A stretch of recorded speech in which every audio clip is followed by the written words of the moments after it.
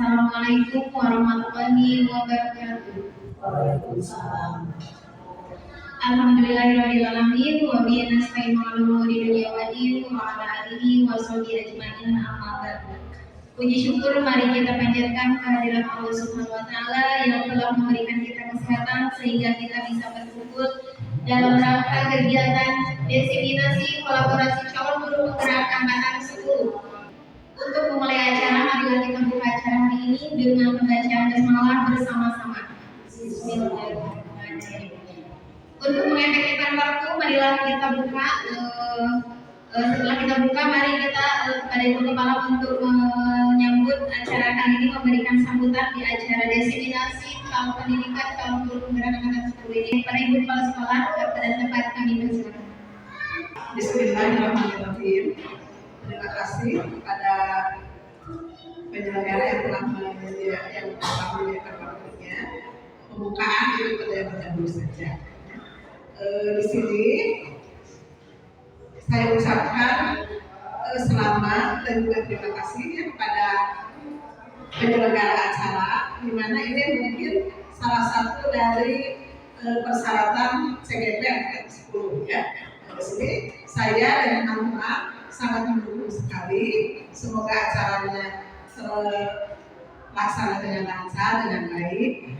Semua pihak sekolah sangat mendukung demi kemajuan dan mudah-mudahan ilmunya sangat bermanfaat dan menambah wawasan kepada rekan-rekan semua sebagai penyebaran dari CGP ya. Untuk mempersingkat waktu, mungkin sambutannya sampai sekian. Assalamualaikum warahmatullahi wabarakatuh.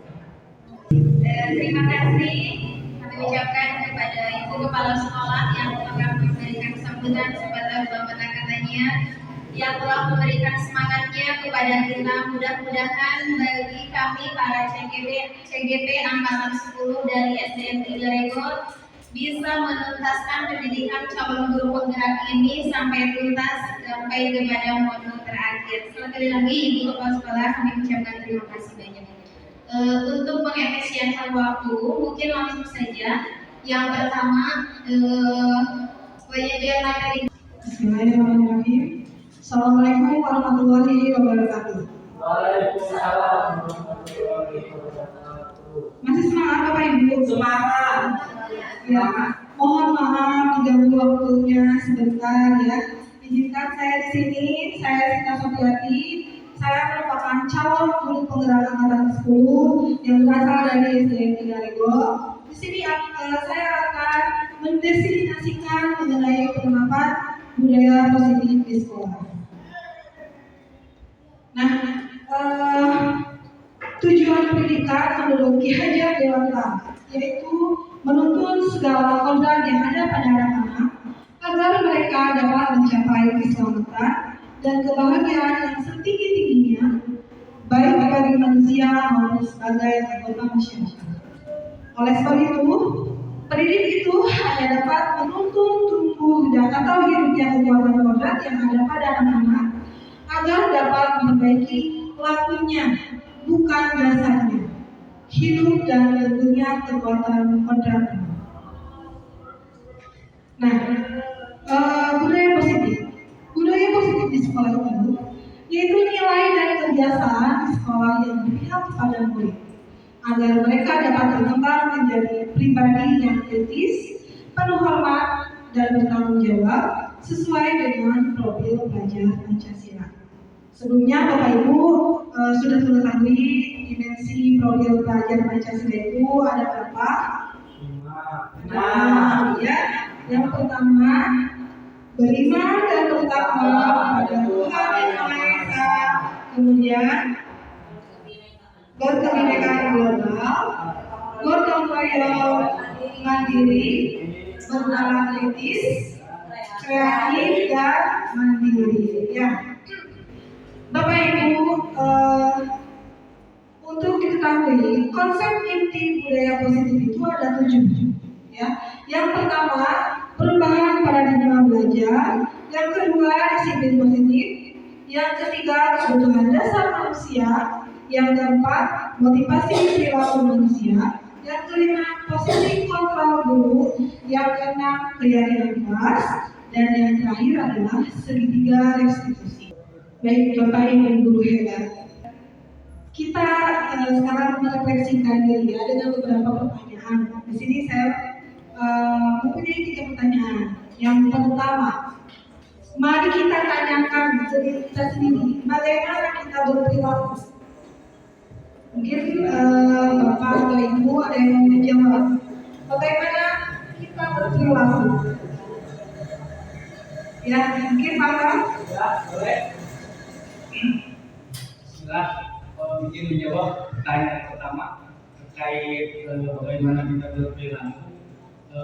Terkait perilaku semua orang mungkin apalagi yang sudah dewasa berperilaku berdasarkan norma yang berlaku di masyarakat dan berdasarkan agamanya masing-masing. Kemudian pertanyaan kedua, mengapa kita melakukan segala sesuatu? Ya, karena kita makhluk hidup. Buat apa hidup kalau tidak melakukan sesuatu? Kemudian yang ketiga, apakah kita melakukan sesuatu karena ada dorongan dari lingkungan atau dorongan dari orang lain? Jelas setiap manusia pasti mempunyai keinginan atau sesuatu, baik itu dorongan dari diri sendiri maupun dorongan dari orang lain. Terima kasih. Baik, terima kasih luar biasa jawabannya ya. Ya, memang jelas bagaimana kita berperilaku, apalagi kita orang dewasa ya. Tentunya berperilaku itu sesuai dengan kita, apa yang kita inginkan, apa yang kita lakukan. Kemudian mengapa kita melakukan segala sesuatu tentunya itu semua memiliki alasannya ya. Kemudian apakah kita melakukan sesuatu karena adanya dorongan dari lingkungan atau ada dorongan dari yang lain? Nah, bisa jadi setiap perlakuan kita itu adanya faktor dari eksternal, faktor dari dorongan dari lingkungan atau dari orang lain ya.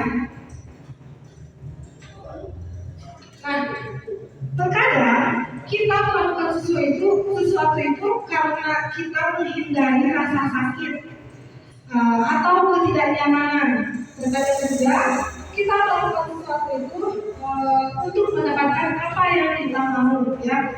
Nah, segala sesuatu yang kita lakukan itu tentunya mempunyai alasan tertentu ya, sehingga kita melakukan hal demikian.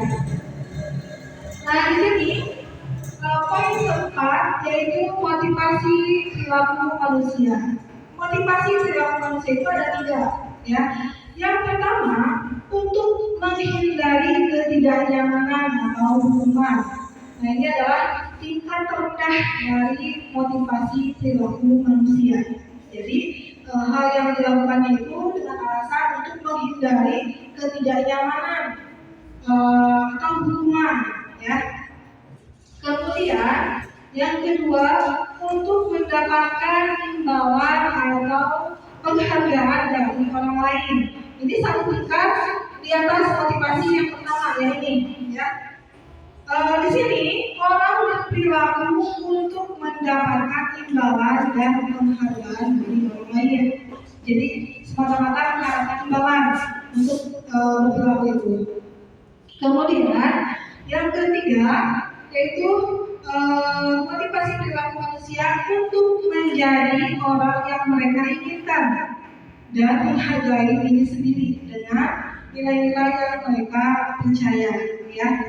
Nah, diharapkan tugas kita diharapkan kita sebagai guru ini bisa menanamkan motivasi yang ketiga yang tadi ya, menanamkan motivasi yang ketiga kepada murid-murid kita, yaitu untuk menjadi orang yang mereka inginkan dan menghargai diri sendiri dengan nilai-nilai yang mereka percaya. Ketika murid-murid kita memiliki motivasi tersebut, mereka telah memiliki motivasi intrinsik yang berdampak jangka panjang ya. Motivasi yang tidak akan terpengaruh pada adanya hukuman, jadi tidak menghindari hukuman, kemudian atau mengharapkan imbalan atau hadiah ya.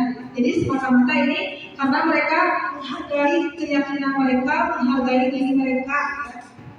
Mereka akan tetap berperilaku baik dan berlandaskan nilai-nilai kebajikan karena mereka ingin menjadi orang yang menjunjung tinggi nilai-nilai yang mereka hargai.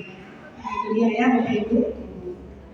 Nah di sini ada satu kasus ya, satu kasus di mana IPA ya nama orang IPA kurang menguasai pelajaran matematika, sehingga pada saat pelajaran tersebut berlangsung dia lebih banyak berdiam diri atau menggambar di buku pelajarannya. Pada saat guru matematikanya yaitu yang bernama Pak Seno menanyakan pertanyaan kepada IPA ya, nah IPA seketika menjadi gugup dan tak sengaja menjatuhkan tasnya dari kursi serta tiba-tiba menjadi gagap ya pada saat berupaya menjawab pertanyaan Pak Seno. Seluruh kelas pun tertawa melihat perilaku IPA yang berbicara gagap dan terkejut ya.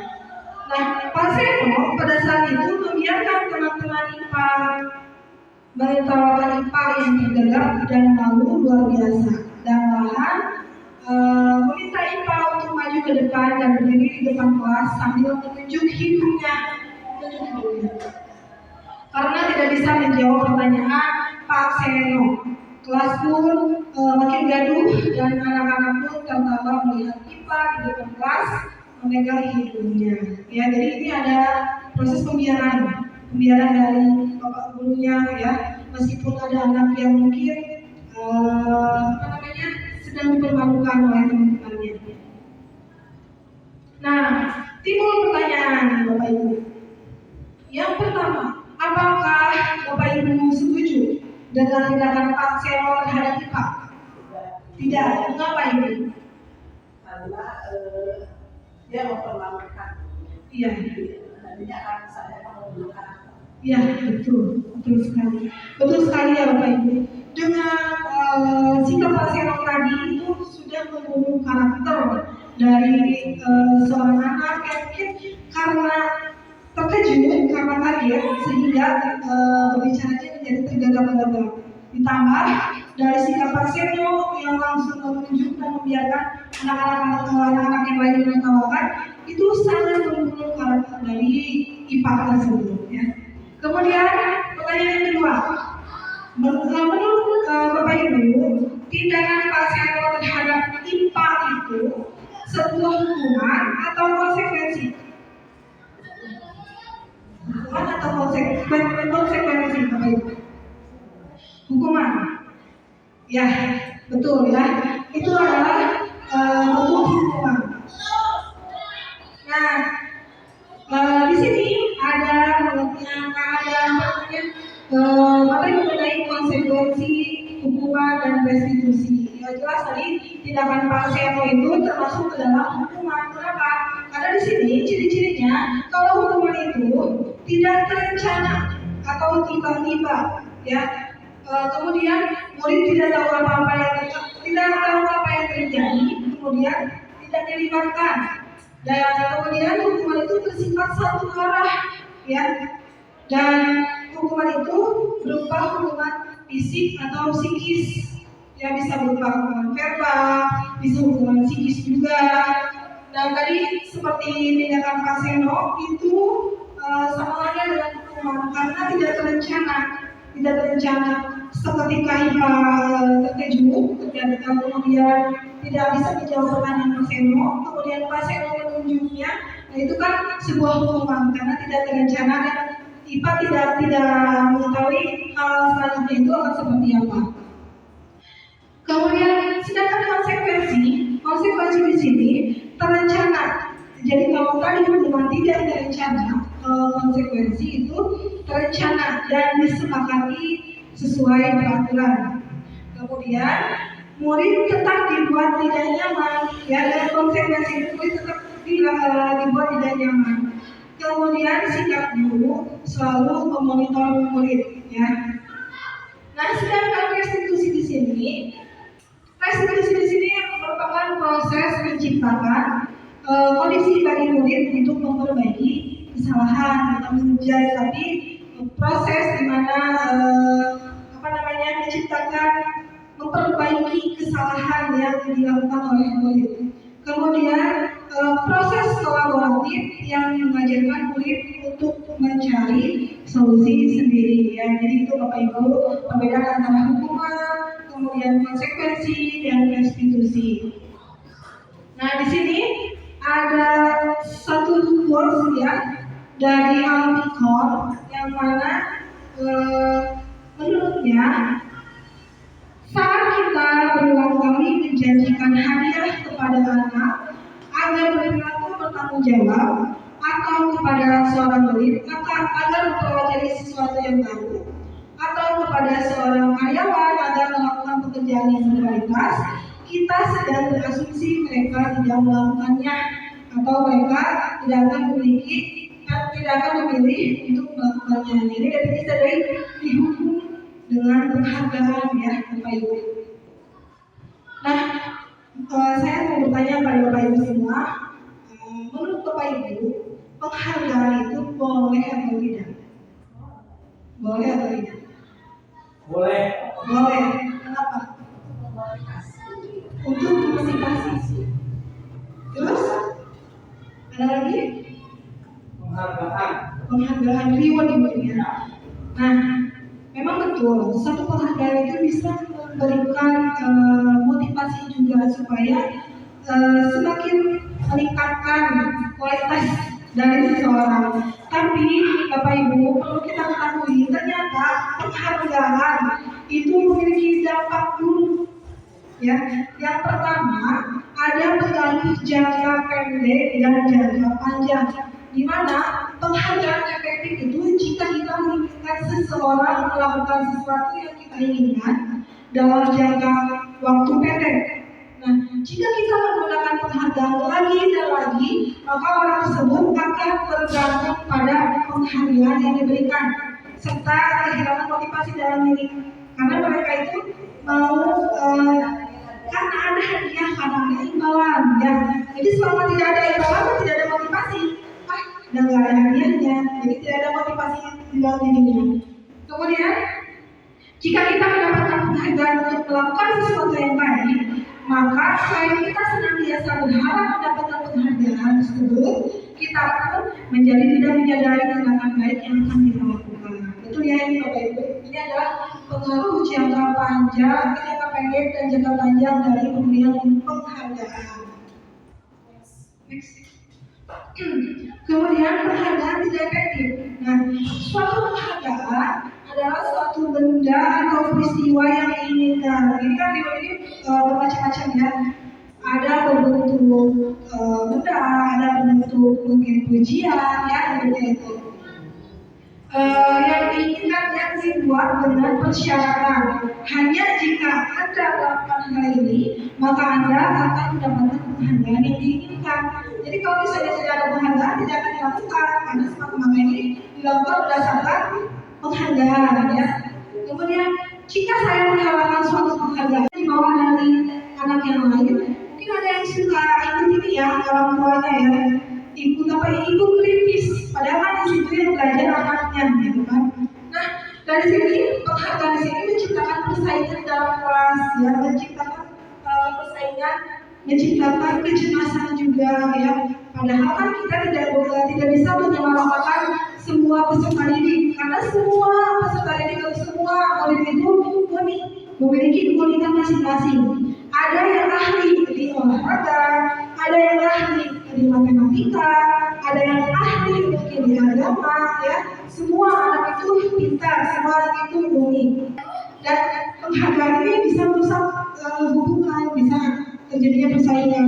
Siapa tahu nih yang biasanya di sekolah itu tidak diberikan penghargaan oleh guru-gurunya, ternyata berkembangnya di luar, ya. Ternyata berprestasinya di luar, itu kan tidak menutup kemungkinan. Kemudian penghargaan menghukum, ya. Mereka yang tidak mendapatkan penghargaan, misalnya dalam sistem kayak tadi, mereka yang tidak mendapatkan ranking akan merasa sedang dihukum. ya, karena saya tidak bisa melakukan ranking seperti anak yang lain mungkin. Kemudian memberikan penghargaan dan dukungan adalah hal yang sama. Jadi penghargaan itu dengan dukungan itu sama ternyata Bapak Ibu. Karena keduanya mencoba mengendalikan perilaku seseorang. Nah, itu Bapak Ibu materi mengenai motivasi perilaku, hukuman, kemudian konsekuensi dan restitusi hukuman dan penghargaan. Nah, materi selanjutnya yaitu mengenai 5 posisi kontrol guru. Konsep posisi kontrol guru pertama kali itu diperkenalkan oleh Dian Gosen. Ya, Gosen di sini bukan Gojek, dia nama Gosen. Dian Gosen. Dalam bukunya yang berjudul Restitution, Restructuring School Discipline. Mohon maaf kalau keliru dibacanya. Nah, Dian Gosen di sini berpendapat bahwa penting bagi guru untuk meninjau kembali pendekatan disiplin yang diterapkan di dalam kelas yang baik. Sebelum ke materi, saya mau bertanya nih, Bapak Ibu pernah mendengar 5 posisi kontrol? Posisi kontrol kita sebagai guru? Pernah. Bapak Ibu pernah mengimplementasikan posisi tersebut? Pernah, Bapak Ibu. Cuma kita tidak menyadari, kita tidak mengenal istilahnya, tapi kita sering melakukan hal itu, ya. Nah, 5 posisi kontrol guru di sini, yang pertama ada sebagai penghukum, kemudian sebagai pembuat merasa bersalah, kemudian sebagai teman, sebagai pemantau, dan yang terakhir sebagai manajer.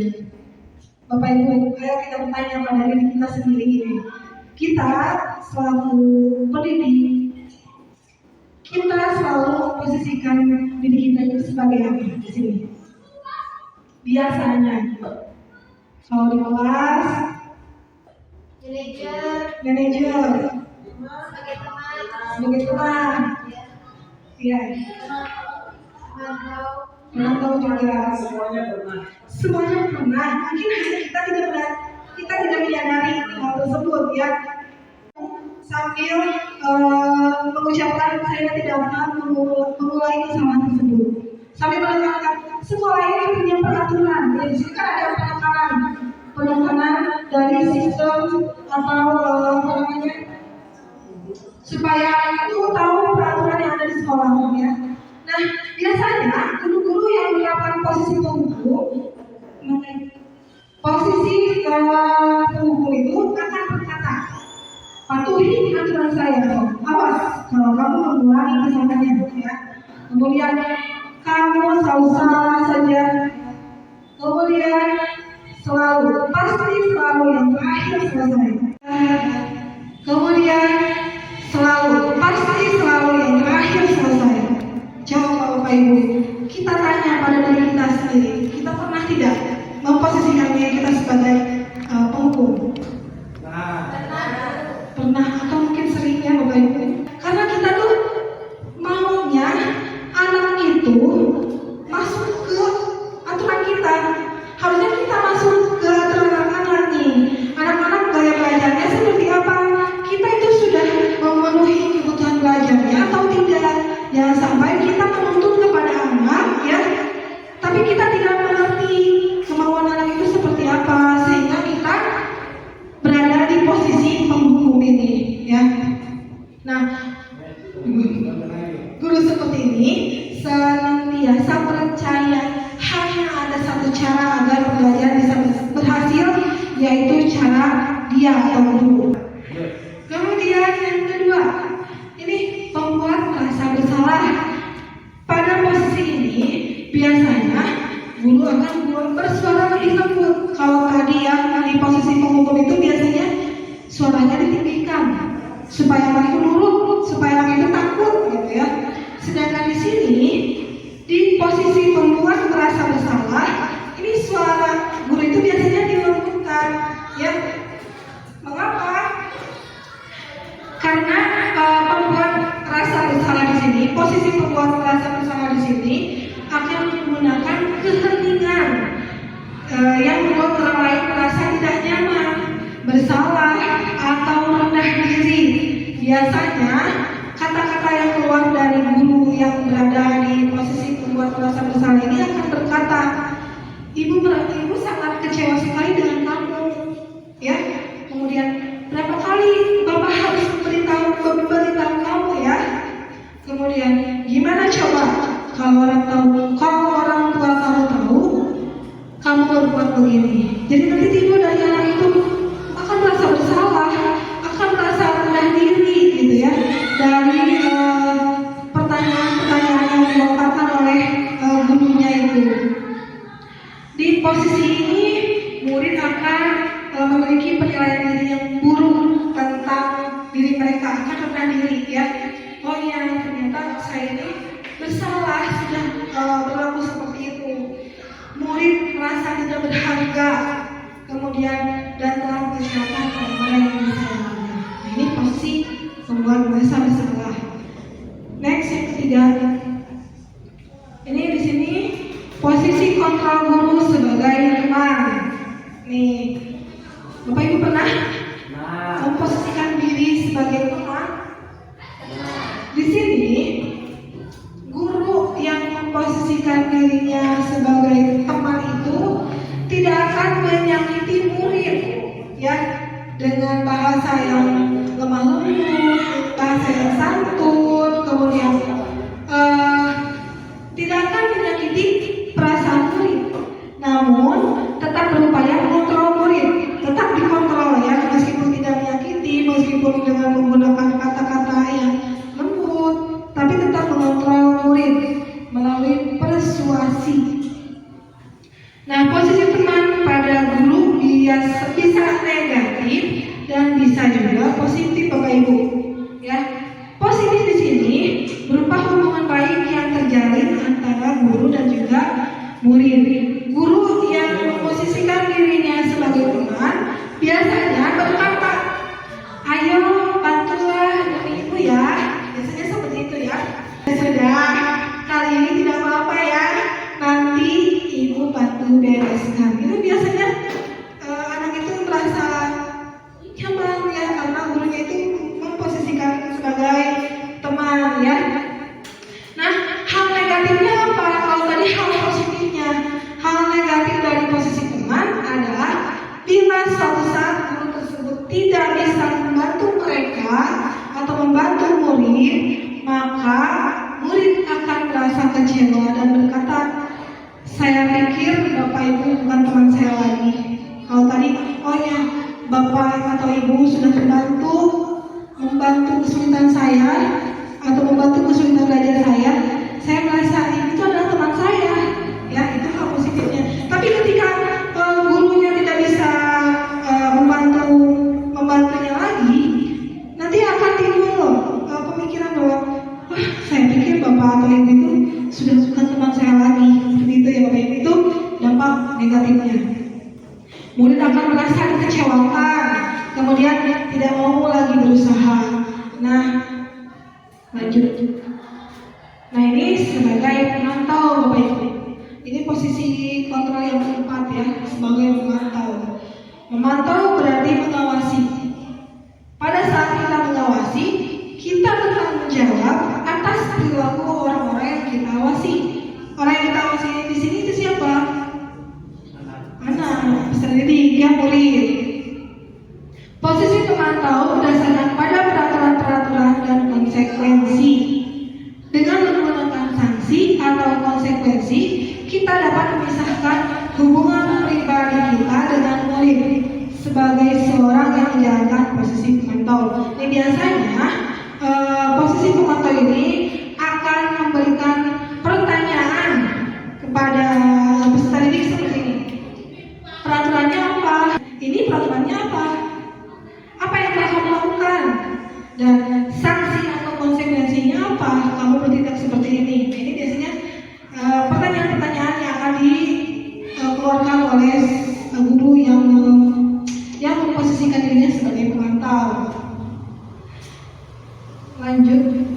Dan ini posisi yang terakhir atau posisi yang diharapkan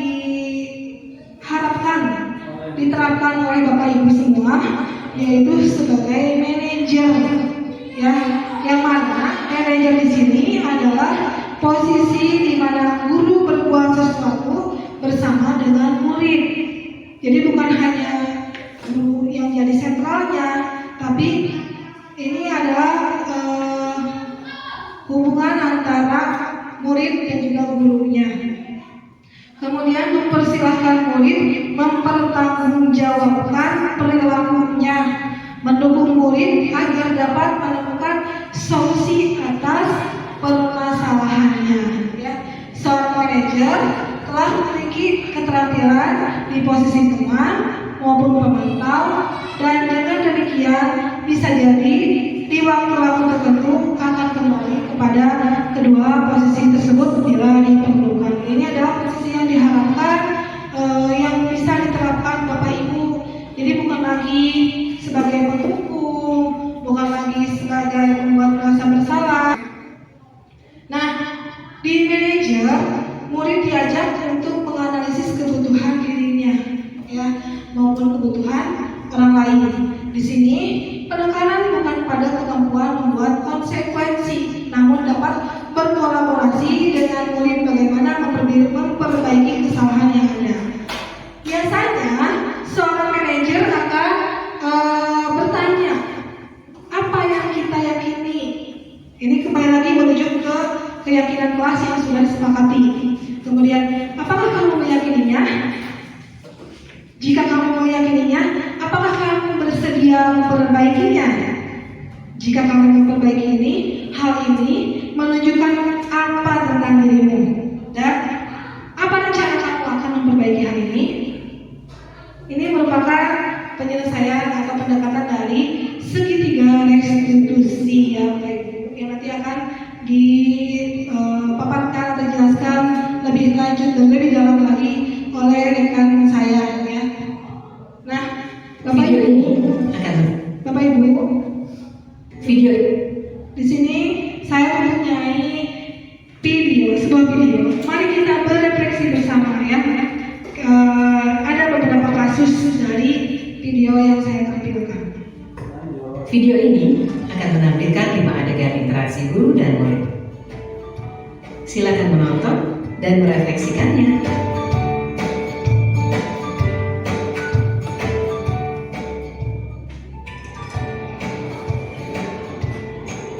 Pagi anak-anak, silakan PR yang kemarin ibu berikan diletakkan di meja.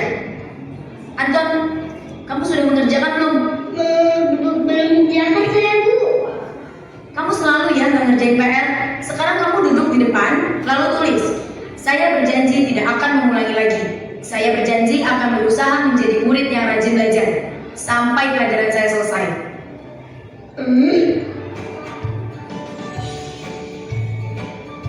Pagi anak-anak. Nah, Bapak Ibu, kasus yang tadi, ibu gurunya itu memposisikan dirinya itu sebagai apa? Penghukum. Kenapa? Langsung memberikan hukuman tanpa menanyakan penyebabnya. Ya, kita menanyakan alasan kenapa anak tersebut tidak tidak mengerjakan PR-nya. Bisa jadi anak tersebut itu tidak sempat mengerjakan PR karena mungkin di rumahnya itu misalnya sedang kondisinya ibu bapaknya sedang sakit, tidak ada yang membantu untuk mengerjakan PR, dan anak tersebut mungkin kesehariannya selalu dibantu oleh orang tuanya dalam mengerjakan PR, ya, sehingga menjadikan anak tersebut tidak mengerjakan PR, ya Bapak Ibu. Itu posisi sebagai penghukum. Anak, hari ini ada tugas ya. Ada yang belum mengerjakan? Anton, kamu sudah mengerjakan? Belum, Pak. Kamu nggak ngerjain tugas ya? Kamu mau jadi apa nanti? Kamu lihat sekolah nggak sih? Coba bayangkan orang tuamu betapa kecewanya sama kamu. Kamu itu sudah kelas 5. Harusnya bertanggung jawab sama dirimu sendiri. Nah, untuk kasus yang B, Bapak Ibu, posisi apa guru tersebut? Membuat merasa bersalah. Membuat merasa bersalah.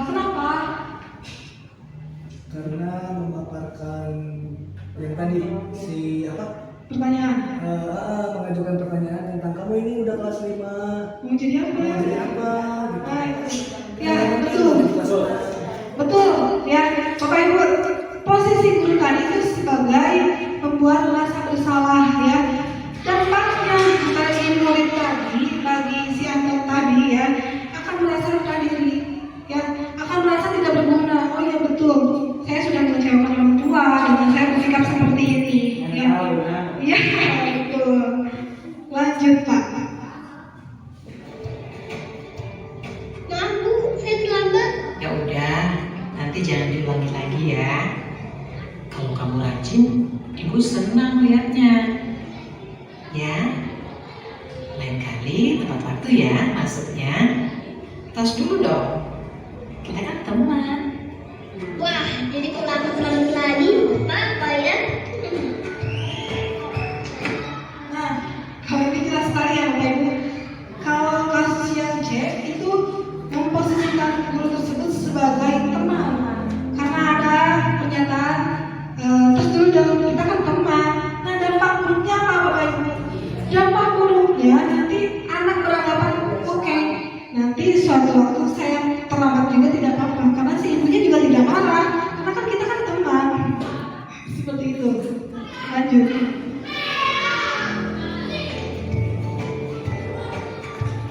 Kamu kok nggak pakai baju olahraga? Bapak catat kamu sudah 3 kali loh nggak ikut olahraga bulan ini. Iya Pak, sudah 3 kali berarti saya dapat sanksi Pak.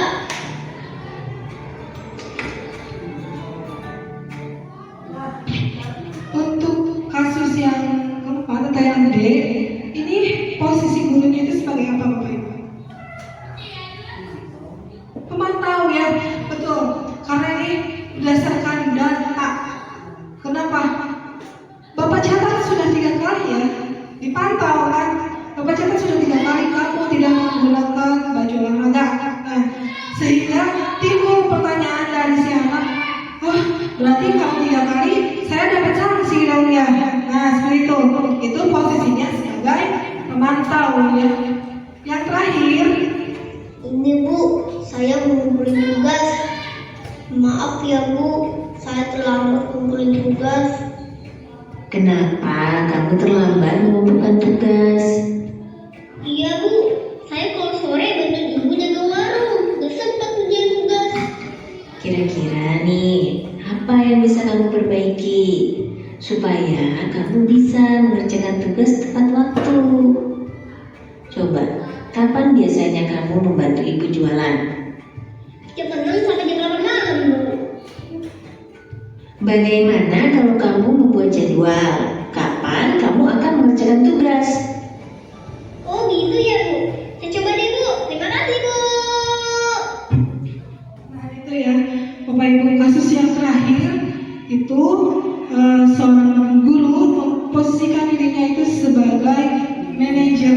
Dan ini posisi yang diharapkan dimiliki oleh kita semua ya Bapak Ibu. Ketika kita menghadapi atau mendapati seorang anak yang melakukan kesalahan, kita tidak langsung menjudge anak itu bersalah, tapi kita tanya terlebih dahulu ya. Tadi ada pendekatan seperti pendekatan segitiga restitusi yang mana ada tahapan menstabilkan identitas, kemudian ada validasi tindakan yang salah, dan yang terakhir ada melihatkan keyakinan ya. Dan itu posisi yang diharapkan untuk kita punya ya untuk menghadapi anak-anak didik kita. Dengan diakhirinya kasus tadi